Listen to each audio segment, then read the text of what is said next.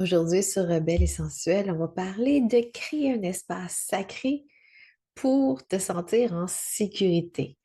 On va voir pourquoi que c'est plus grand que qu'est-ce que tu imagines. Les trois peurs archaïques, selon Stephen Porges, qui fait en sorte que ton besoin de sécurité, ben, il est beaucoup entaché par ton anxiété et aussi dans quelle sphère de ta vie que tu as besoin d'être plus en sécurité pour pouvoir mieux avancer. Bienvenue sur Rebelle et Sensuelle, le podcast où tu explores ta sensualité et ta sexualité sans tabou. Je suis Geneviève Bessette et à chaque semaine, je t'accompagne pour te reconnecter à ton corps et vivre avec plus de liberté. Que tu sois en quête de connaissance de soi ou en pleine guérison, ce podcast est pour toi. Ensemble, avançons avec amour et empowerment. Alors, cette semaine, on parle d'espace sacré. L'espace sacré, là, tu vas dire que ça ressemble beaucoup à très, très religieux. Non, non, non, détrompe-toi. Quand on parle de sacré, ça veut dire que c'est une routine qui est importante pour toi, donc qui va t'amener à te déposer. Quelque chose que tu mets de l'importance. C'est pas juste comme manger un bol de céréales, c'est ta routine de coucher pour te sentir bien. Donc, juste refaire ce cocon-là alentour de toi.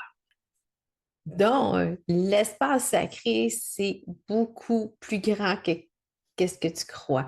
C'est autant que c'est physique, avec un espace à toi, où que les gens respectent cet espace-là quand ils viennent dans ton havre de paix.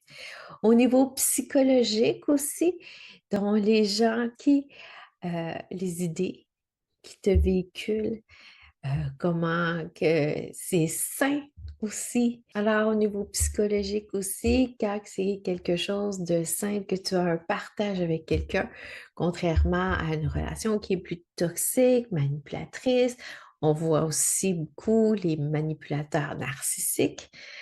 On a aussi au niveau social, dans l'environnement que tu évolues. Donc, social, on peut étendre aussi à familial. Donc, l'environnement d'où tu viens et qui t'a peut-être aidé à t'épanouir ou encore ben, qui t'a réduit à quelque chose de petit. Donc, quand ça t'a réduit à quelque chose de petit, ben, l'idée de prendre ta place pourrait être très, très anxiogène aussi, où tes besoins n'ont pas été pris en considération, ou encore ben, tu dormais sur un œil parce que tu savais pas quand une personne allait rentrer dans ta chambre. Avoir un espace sacré, je trouve que c'est quelque chose de très, très important dans le sens que c'est là que tu peux te ressourcer. C'est là que tu peux être vrai avec toi-même. Parce que tu t'imagines dans les rôles que tu fais. J'ai été une maman solo, puis le masque de avoir l'air d'avoir contrôle sur la situation, mais des fois, j'avais de la difficulté à le mettre parce que j'avais un trop plein. Donc, euh, si j'avais connu ce concept-là d'espace sacré, de juste me réfugier dans ma chambre, juste redescendre pour reprendre pour la fonction d'un rôle, ben, tu sais que dans cet espace sacré-là, ben, tu vas être capable d'être toi-même et de laisser entrer les gens qui vont te laisser à être toi-même. Puis, on va plutôt parler d'une relation avec toi, donc une relation que tu es capable de t'aimer, que tu es capable de te dire aussi, ben, je, je me juge pas, je me tape pas sur la tête. Parce qu'on a été beaucoup élevés aussi à se taper sa tête ou à donner des explications, à se justifier. Puis, hey, c'est foutument incroyable et épuisant d'avoir toujours à à dire, à justifier qu'est-ce qu'on va faire. Mais oui, mais pourquoi? Tu sais? Je me rappelle des cours de français quand ils te disaient, oui, mais développe ton point. Mais c'est pas une évidence. Donc, tu sais, avoir à justifier comme ça, c'est comme, est-ce que ça va te faire en sorte que tu es plus valable ou non? Puis c'est un concept qui nous suit aussi dans notre vie adulte, se sentir valable pour quelque chose. On a toujours quelque chose à prouver. Puis c'est toujours ce sentiment-là de performance pour dire, OK, il faut que je fasse le mieux que je suis. On parle de développement personnel. Ah, la meilleure version de toi-même. Allô?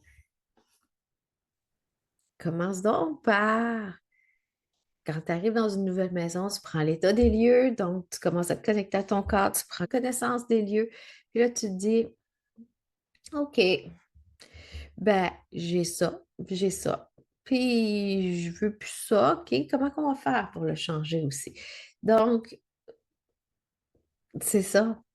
Il n'y a pas de meilleure version de soi-même. Il y a une meilleure connaissance de soi-même, s'aimer pleinement dans tous nos beaux côtés, mauvais côtés. Mais n'oublie pas que ta vie t'a forgé, hein. Puis, si tu tends trop vers la perfection, chasser le naturel, il reviendra au galop, mais gars, watch out. Commence par t'aimer comme que t'es. Et après, c'est là quand tu vas t'asseoir avec tes boîtes de souvenirs, qu'on pourrait dire, mais c'est là que tu vas pouvoir dire, OK, qu'est-ce que je garde, qu'est-ce que je veux plus. C'est pas pour faire table rase, c'est pas parce que ah, c'est correct, c'est pas correct. On parle beaucoup du lien d'attachement. Ah, tu as un lien anxieux, tu as un lien évitant, tu as un lien désorganisé. OK, mais je fais quoi avec ça? T'en vas pas te chercher un sauveur pour dire Allô?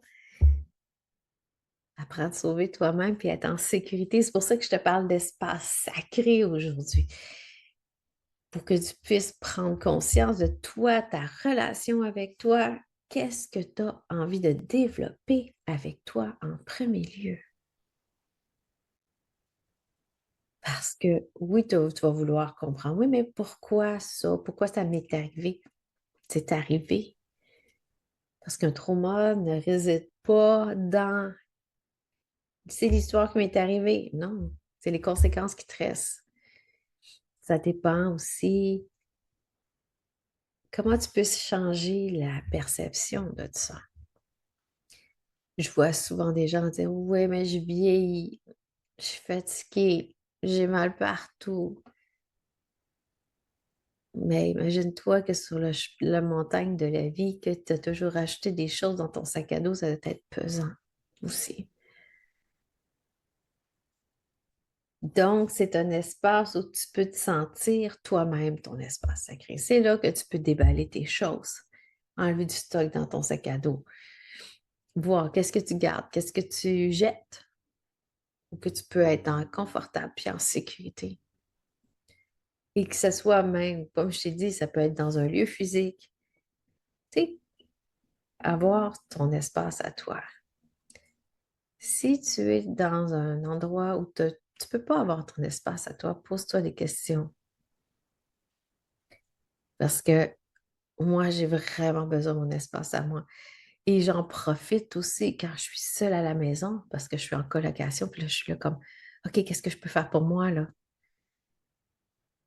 Tu sais, j'ai mon coin, me réfugier. C'est important pour moi. Oui, je suis quelqu'un de plus solitaire, mais dans mon vécu, j'aime les gens. Mais à un moment donné, j'ai assez donné, puis j'ai besoin de, OK, j'ai besoin de rétablir. OK, mais toi, là, comment tu vas, là? Ma relation avec la plus importante. Et je vais t'amener ça plus tard aussi. Alors, il existe trois peurs archaïques. Ça se peut que tu te reconnaisses dans les trois. Moi, je me reconnais dans une en particulier. Puis, ça va déterminer beaucoup de choses. Archaïque, selon Stephen Porges, ça veut dire c'est ça qui te fiche dans ton temps. C'est ça qui fait en sorte que ton anxiété monte. Fait que l'anxiété, c'est le contraire de la sécurité. Alors, avec l'augmentation de l'anxiété dans la société, ça veut dire que le niveau de sécurité descend. La sécurité, elle t'appartient. Comment que tu peux la monter, en tout cas? Alors, Stephen Porges a dit une phrase super importante, c'est tu ne peux pas compter sur l'adulte à l'extérieur de toi. Donc, on parle dans l'environnement. Je ne serai jamais capable de compter sur l'adulte à l'intérieur de moi. Alors, c'est ça le sentiment de sécurité. Est-ce que tu es capable de compter sur toi? Quand je regarde sur les réseaux sociaux, puis que ça me dit, augmenter ta estime de toi, augmenter ta confiance en toi, rétablir ta sécurité avec toi. Yo! Alors, rétablir cette sécurité-là fait juste prendre conscience de quelle peur archaïque qui vient te toucher le plus. Le premier, c'est l'impuissance. Ça donne l'information que tu vas mourir. Donc, constamment, tu vis avec cette angoisse-là que tu vas mourir. Tu ne veux pas faire ce projet-là parce que ça ne fonctionnera pas. Comme moi, là, si j'avais écouté mon entourage, c'est cool, tu vas faire un podcast, mais ça ne fonctionnera pas. Les réseaux sociaux, arrête de publier dessus, ça ne fonctionnera pas. Tu sais, c'est encore quelque chose de OK, ça ne fonctionnera pas. Mais est-ce que tu as pris le temps de risquer? Est-ce que c'est quelque chose qui tienne à cœur? Tu sais, je passe des Noëls des fois, puis c'est comme le monde me dit je prends plus de résolution parce que je les tiens pas. Alors, tu as un sentiment d'impuissance avec toi, d'engagement avec toi pour dire peu importe ce que tu fais, ça va être un flop. Mets-toi un plus petit objectif. Puis aussi, célèbre-le quand tu l'as atteint.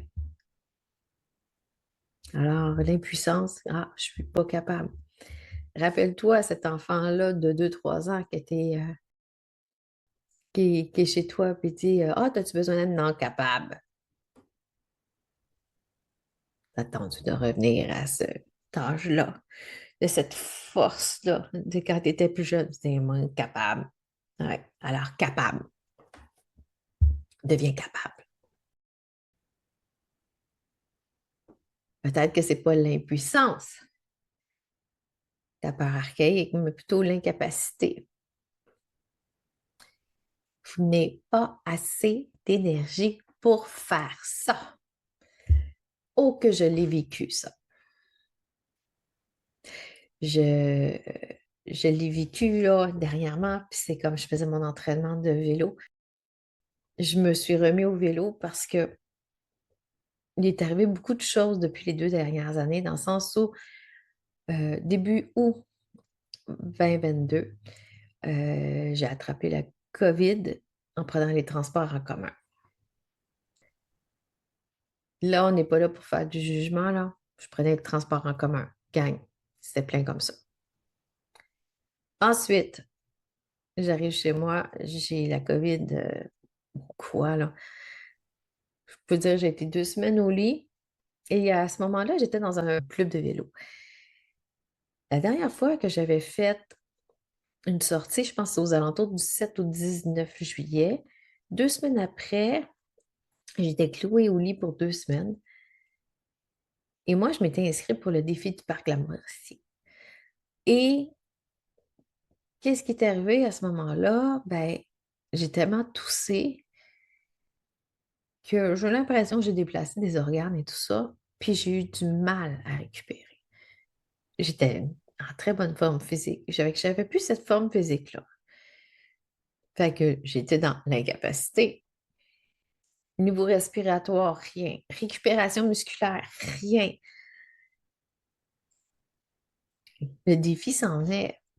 Fait que j'ai essayé d'aller faire un circuit dans le bout de la chute. Il y a quand même des côtes là-bas, mais c'était comme à peu près le quart ou la moitié de ce que j'allais faire. J'ai dit, je vais m'essayer avant de péter la gueule là-bas, tu sais. Puis là, c'est comme, ouf, j'ai pas fait grand-chose. J'ai tombé de mon vélo, j'avais le genou en sang, puis j'ai fuck off, je continue pareil. Je monte la côte, première côte. Je pompe l'huile. Donc, pomper l'huile, ça a l'air qu'il y en a qui ne connaissent pas ce que ça veut dire. T'es très, mais très essoufflé. Tu sais, là, comme quand tu n'as plus d'air, là, ben, c'était exactement ça. Puis, j'ai décidé de rebrousser chemin. J'ai les genoux qui saignent. Je suis découragée. Je pleure en dedans. C'est incroyable. Puis là, j'avais vraiment pas assez d'énergie. Alors, je suis restée avec ça. J'ai pas été faire le défi du parc. J'ai quand même été faire la dernière sortie du président au début octobre. Mon peloton m'a traîné. Pourtant, ça faisait 2 mois, 2 mois. Je récupère pas. L'année passée, ça m'a créé une peur, là, cette capacité-là. Je suis sortie une fois en vélo et j'ai rushé ma vie. Pourtant, j'avais fait un petit entraînement à l'intérieur, puis tout ça. J'ai ma machine pour m'entraîner à l'intérieur. Puis là, pas assez d'énergie. J'aime le vélo, mais pas assez d'énergie. Donc, je mets ça sur la glace. Je recommence un petit peu cet hiver. Et là, cet été, je ne sors pas. Je ne me sens pas capable d'aller affronter les conducteurs, les secousses de vannes, les cracks, les garnottes et tout ça. Je vais le faire à l'intérieur. Alors, c'est pour ça que j'ai fait 2 mois et demi de vélo. Et là, c'est cette semaine. J'ai fait mon dernier entraînement. J'ai fait un programme, j'en ai refait un autre. Et là, on dirait que je suis partie de 5, effort 5 à effort 12 sur 10. Je regardais ça, puis tu commences à pédaler, il y a des pics, puis tout ça. Puis, rendu au troisième, j'ai dit, ah fuck, je serais pas capable de le faire, j'en ai 12 pics. Alors, petit peu par petit peu, j'ai dit, OK, j'ai conscience de qu'est-ce qui se passe. Prends juste un coup de pédale à la fois. Alors, j'ai pris juste un coup de pédale à la fois. Parce que moi, je voulais tout sacrer ça là. Je voulais tout laisser tomber. Alors, je l'ai fait jusqu'au bout. Ça a donné un effort immense à mon corps pour 2 raisons. Ben oui, Jen, c'est un effort physique. Oui, c'est un effort physique. Oui, je trouve que la marche a été haute. Mais c'est toute cette résistance-là en dedans de moi. Tous ces mauvais mots qui te retiennent, c'est comme tu es un enfant puis ton papa s'en va ou ta maman s'en va, que tu t'agrippes à te dire non! Ça fait la même affaire. Même à l'âge adulte. Certaines circonstances comme ça fait comme wow! Alors, c'est ça. Mais j'ai réussi à le faire. Alors, la morale de l'histoire, que oui, cette incapacité-là, des fois, peut-être plein d'autres choses. Fait que pense à une histoire que tu t'empêches de faire ou que tu t'es empêché de faire ou tu sens que c'est plus fluide puis tu te butes à quelque chose. Il y a peut-être quelque chose d'autre qui est relié à ça, qui te refait penser parce que ton système nerveux fonctionne comme ça. Lui, c'est ta bibliothèque de souvenirs, peu importe. Le souvenir que tu as vécu, même si c'est hors contexte, ah, tu as cette même sensation-là, je te ramène. C'est ça, mais c'est peut-être même plus actuel. Alors, c'est ça. Incapacité. Donc, on a vu impuissance, incapacité. Le troisième, c'est l'isolement. Oh là là, cet isolement-là, c'est quand tu te sens confortable d'être toute seule et inconfortable d'être toute seule. Parce que deux volets à l'isolement, c'est ces personnes-là qui ne sortent pas de chez eux parce qu'ils ont souvent été dans des environnements qui ne leur semblaient pas. Deux, peut-être toxiques, négatifs, violents, rabaissants. Donc, il n'y avait aucun level up là-dedans. puis que ça a comme, off, OK. Et tout simplement aussi, tu te sens trop vulnérable, puis tu te sens pas avec sécurité ou en confiance avec quelqu'un. Ah, je vais rester chez nous. Alors, tu peux pas compter sur personne.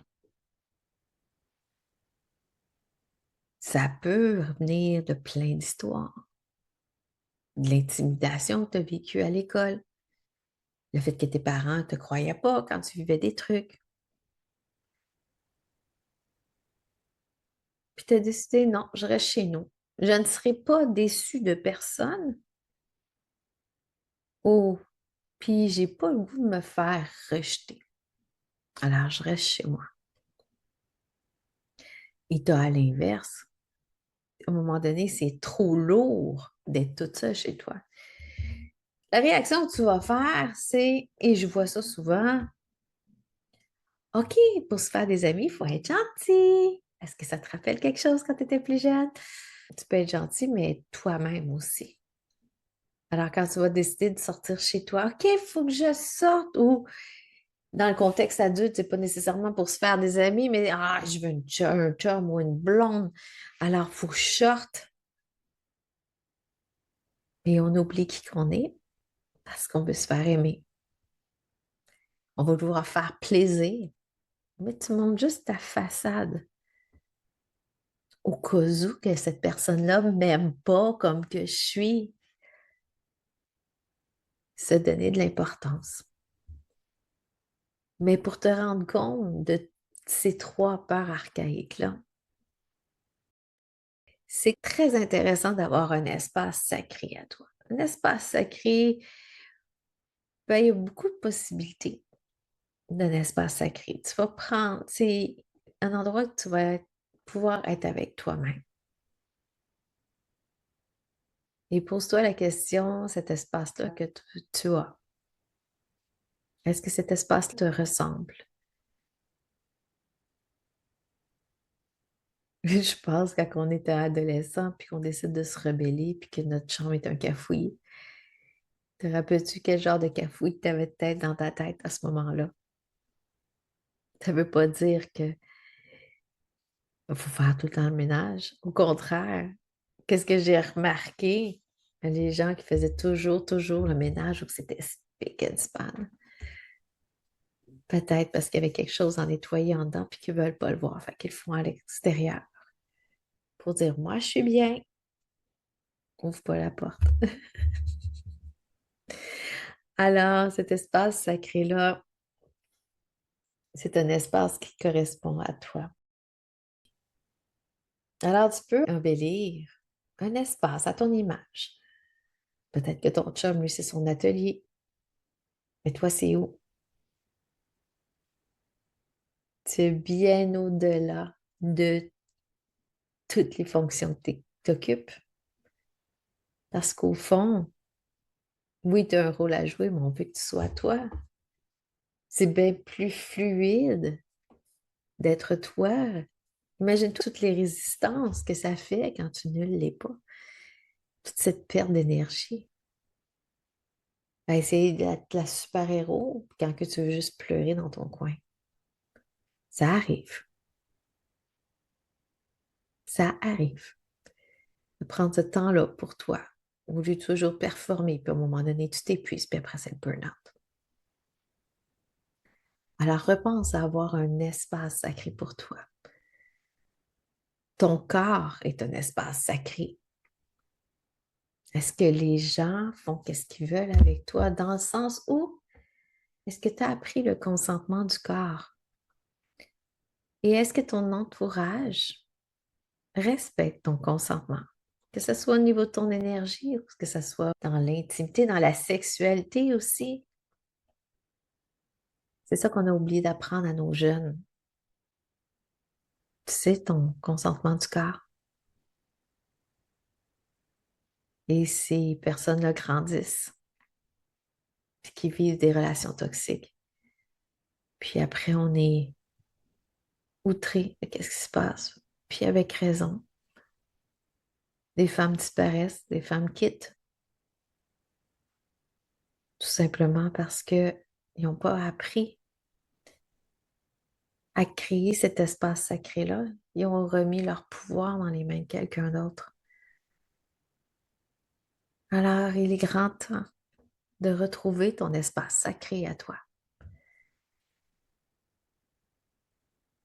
Puis c'est un espace aussi où les gens qui t'entourent vont respecter, que ce soit physique, que ce soit ton corps, que ce soit beaucoup de sphères de ta vie. Mais quand tu vas avoir établi ton espace sacré, c'est incroyable qu'est-ce que ça va faire parce que la relation que tu vas avoir avec toi-même, tu vas plus tolérer que les gens t'envahissent. Tu vas pouvoir mettre tes fameuses limites. Parce que mettre ces limites, une fois que tu as développé ta conscience corporelle, ta relation avec toi, ça va être beaucoup plus facile d'établir tes propres limites. Parce que ça va démontrer que tu te respectes et inviter les gens à te respecter. Et surtout si tu as eu un lourd passé, cet espace sacré est peut-être carrément bafouillé parce que ton agresseur a décidé de dépasser tes propres limites, de voler une partie de toi. Puis ça, tu peux pas rien y changer, mais tu peux reconstruire. Et ça vaut la peine de reconstruire. Tu n'es pas voué à l'échec. Et c'est pour ça que, en rétablissant ce lien-là avec toi, à reconnaître tes émotions, tes signaux d'alarme, pour savoir comment tu le feels en dedans, c'est pour ça que j'ai créé Self-Love pour tes émotions, pour que tu puisses reconnaître comment ça fonctionne ta tête.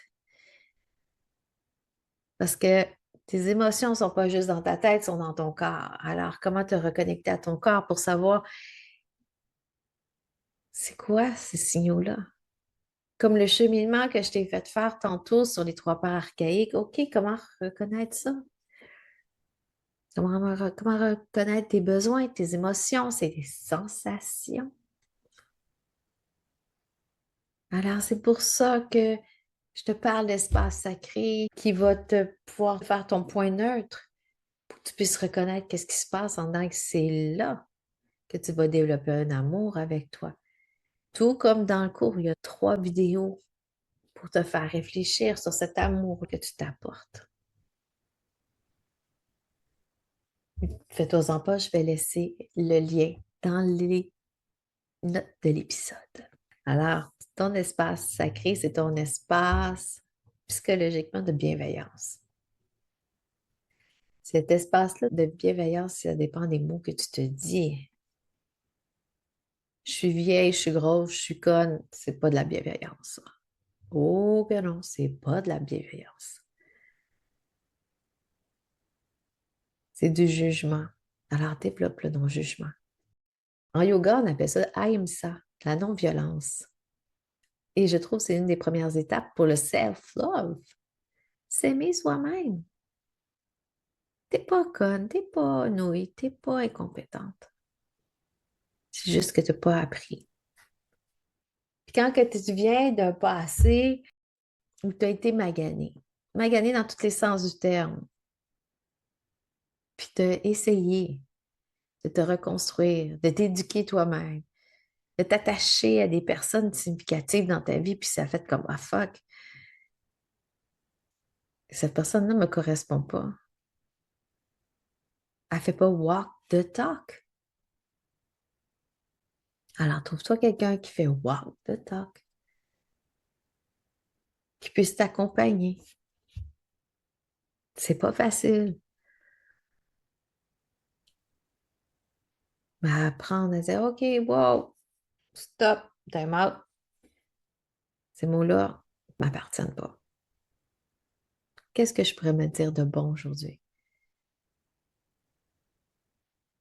Quand tu as des souvenirs qui te remontent, puis tu te remets à dire, ah, pourquoi j'ai fait moi? Reviens dans ton espace de bienveillance. Ou pourquoi je pense à ça? Alors, ton espace de bienveillance, c'est aussi respecter tes besoins, tes désirs, tes sensations, tes pensées, tes buts et tes choix. Tu es une adulte. Est-ce que tu l'as oublié?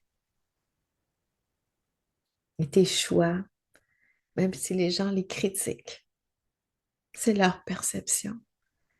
Tu as peut-être une raison pourquoi tu fais ces choix-là.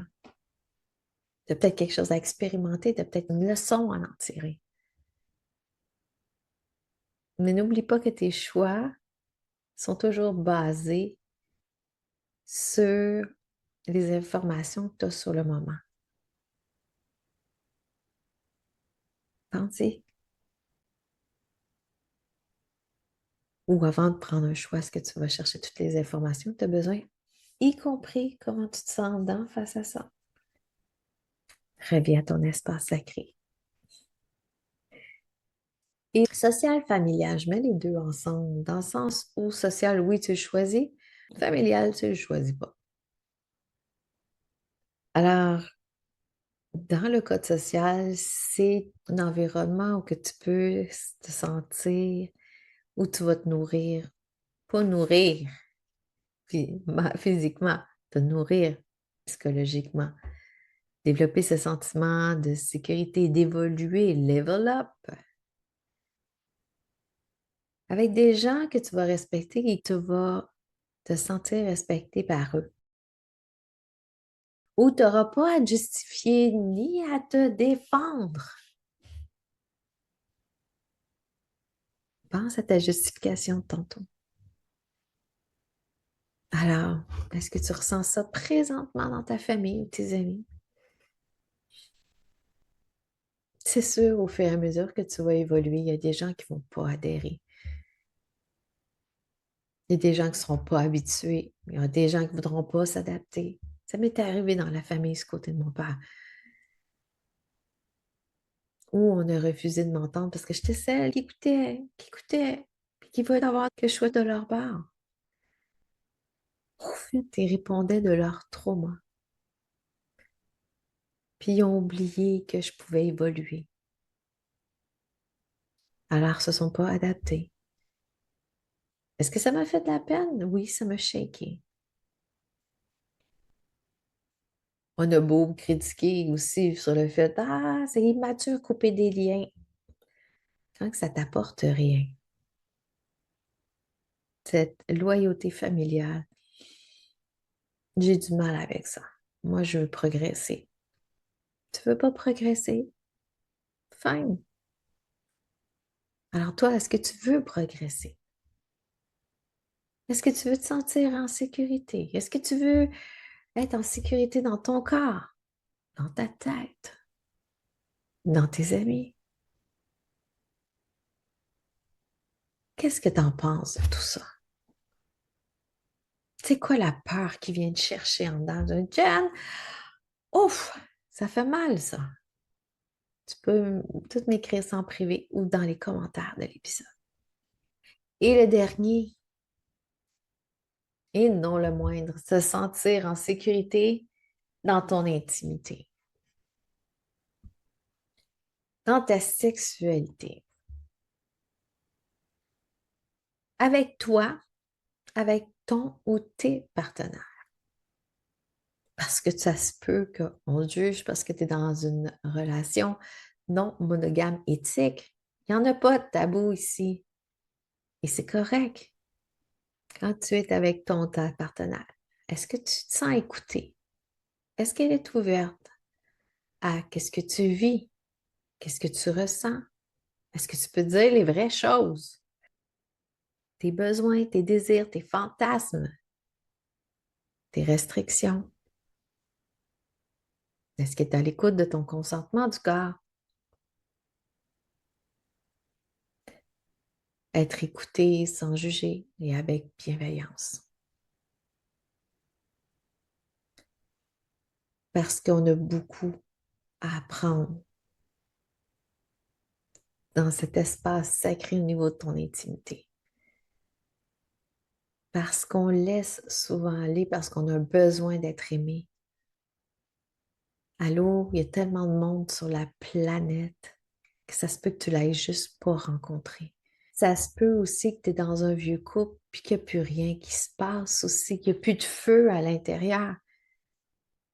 Qui va réalimenter le poêle? Est-ce que c'est tout le temps la même personne? Est-ce que vous êtes rendu au même niveau? Ou la relation t'a terminé d'évoluer avec elle? C'est des choses importantes à te demander. À la lumière de tout ce qu'on a dit sur cet espace sacré-là, reviens à la base. La sexualité est une célébration, est une communication, une connexion beaucoup plus profonde. Et ton espace sacré, c'est le respect de toi. Et comment tu te respectes, te démontres aux autres.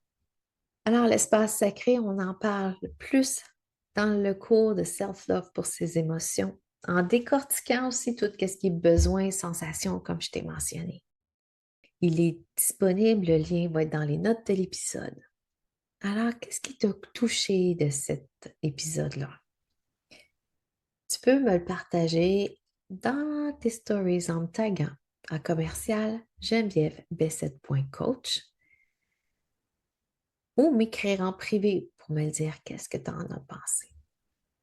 La semaine prochaine, je reçois un invité délectable, Chris Perez. Il va nous parler de la séduction masculine. Alors, invite ton jeune homme à écouter l'entrevue la semaine prochaine pour démystifier tout ce qui a trait à la séduction masculine. Sortir de la friend zone et se reconstruire les secrets d'une séduction authentique. Alors, ce n'est à ne pas manquer la semaine prochaine. Je te rejoins au prochain épisode et bonne semaine. Merci d'avoir écouté Rebelle et sensuelle jusqu'à la fin. J'espère que cet épisode t'a apporté douceur et clarté. Abonne-toi pour ne rien manquer et si ça t'a plu, partage-le dans tes stories en me taguant à commercial genevièvebessette.coach. Je te retrouve la semaine prochaine pour un nouvel épisode où nous poursuivrons ensemble ce beau chemin vers ta liberté intérieure. À très bientôt.